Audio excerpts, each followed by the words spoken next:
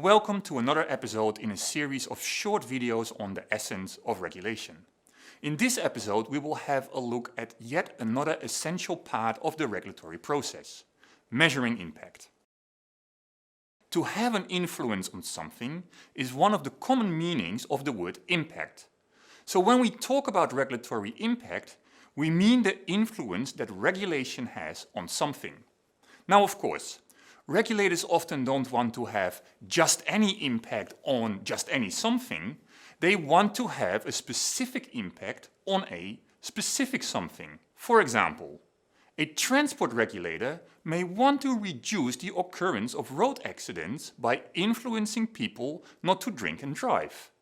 And it may want to impact the negative consequences of road accidents when they happen by influencing people to wear safety belts. Now, that all sounds quite logical, but how do we know that the regulator achieves the impact it seeks? And how do we know that the regulatory tools and the strategies that the regulator uses are the right ones to achieve that impact? Even more, how do we know that we need to have public regulation in the first place to achieve that impact? Those questions are indeed central to regulatory impact assessment. The idea of regulatory impact assessment gained traction in the United States in the 1970s. Basically to make regulatory agencies more accountable for the new regulatory interventions that they were proposing and implementing.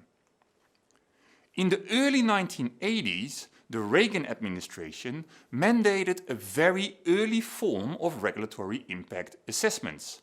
For certain rules, regulatory agencies had to provide evidence that the benefits of their proposals would exceed the costs of their proposals. In the 1990s, the Clinton administration reaffirmed the use of such cost-benefit analysis for the introduction of certain rules. It did, however, change the language of regulatory impact assessment and expected regulatory agencies to focus on more than just the regulation's costs.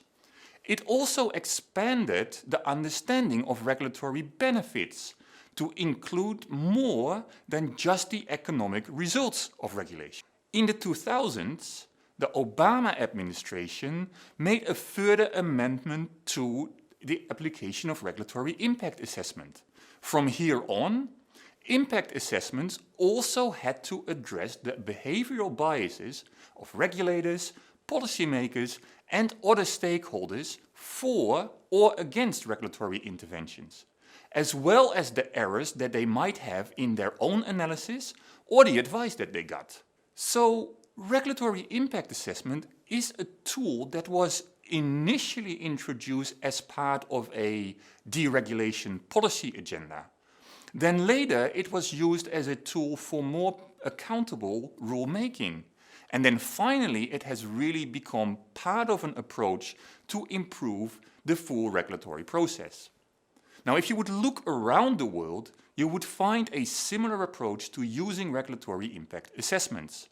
First in the United Kingdom, later across Europe, and now in a wide variety of OECD countries. But regulatory impact assessments come with their own challenges as well. In 1997, the OECD wrote, "Regulatory impact assessments is a case where the perfect can be an enemy of the good." And with that they mean that in practice the use of regulatory impact assessment is not always well understood. Sometimes it is even outright abused. For example, regulators can easily get stuck in getting the numbers exactly right, rather than gaining a broad insight in whether one regulatory intervention broadly outweighs another. Also, it is often very difficult to give an estimation of the expected benefits of a regulatory intervention, given the large number of factors at play.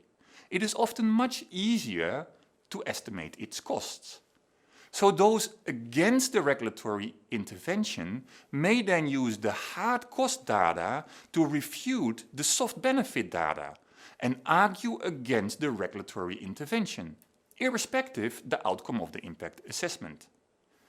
Further, because it takes much time to carry out a sound impact assessment, opponents of regulation have a powerful tool to delay the development and implementation of new regulatory interventions. For these reasons, scholars and others have begun to develop best practice guidelines for regulators to follow in their regulatory impact assessments. For example, these guidelines suggest that embracing regulatory impact assessment as part of every regulatory process is one of the better things to do. At the start, to assess the benefits of regulation and whether they justify the costs. On the go, to keep a finger on the pulse and assess if the expected benefits are achieved at the expected costs.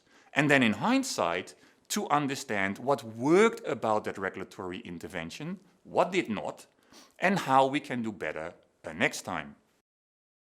Another relevant question to ask is what level of detail of numbers or data is needed to make that assessment. As I explained before, sometimes you only need a broad understanding of how different options compare rather than have a very highly detailed one. After all, and that is perhaps the most important tip, the best you can likely do with regulatory impact assessments is to reject the worst proposals rather than to find the exact right answer to a regulatory problem. Last but certainly not least, a regulatory impact assessment ideally is part of a regulatory process in which a wide range of stakeholders are involved in the development and implementation of regulatory interventions. Now, with that we have come to the end of this episode. Na mihi, and I hope to see you again soon.